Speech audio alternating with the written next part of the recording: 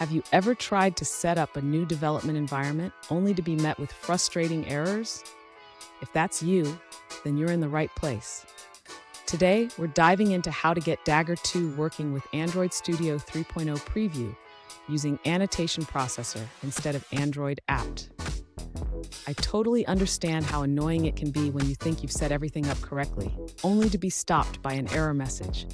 You're not alone in this struggle. Many developers face similar issues when transitioning to new tools or versions.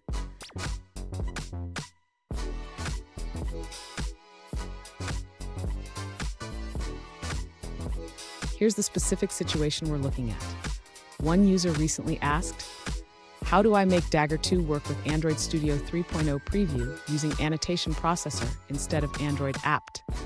They encountered an error stating that it cannot find the symbol variable Dagger app component.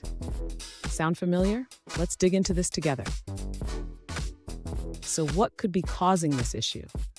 It often comes down to configuration changes in the new Android Studio version, especially with how annotation processing is handled. We'll break it down step by step so you can figure out what's going on. And don't go anywhere. I've got a crucial tip at the end that will help you avoid these issues in the future. To resolve the issue with Dagger 2 and Android Studio 3.0 Preview, the user should first ensure that the dependencies in the build.gradle file are correctly set up. This includes using the correct version of Dagger.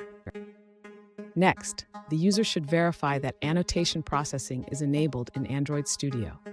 This is crucial for Dagger to generate the necessary code.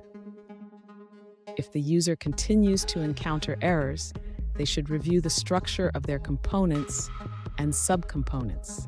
Dagger 2.9 introduced changes that require components and subcomponents to have different scopes.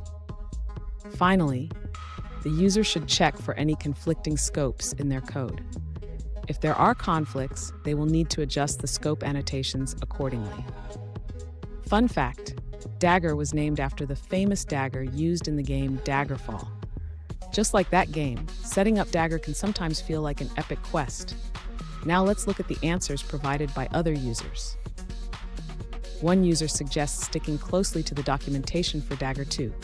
They recommend using the implementation and annotation processor lines as follows: implementation com.google.dagger Dagger 2.11 and annotation processor com.google.dagger Daggerish compiler 2.11. Additionally, when migrating to Dagger 2.9 or higher, it's important to use different custom scopes for components and subcomponents. This change helps avoid conflicts with singleton scopes. Here's the crucial tip I promised. Always keep your dependencies updated and check the release notes for breaking changes when upgrading libraries like Dagger. This can save you a lot of headaches. And there you have it. With these steps, you should be able to get Dagger 2 working smoothly with Android Studio 3.0 Preview.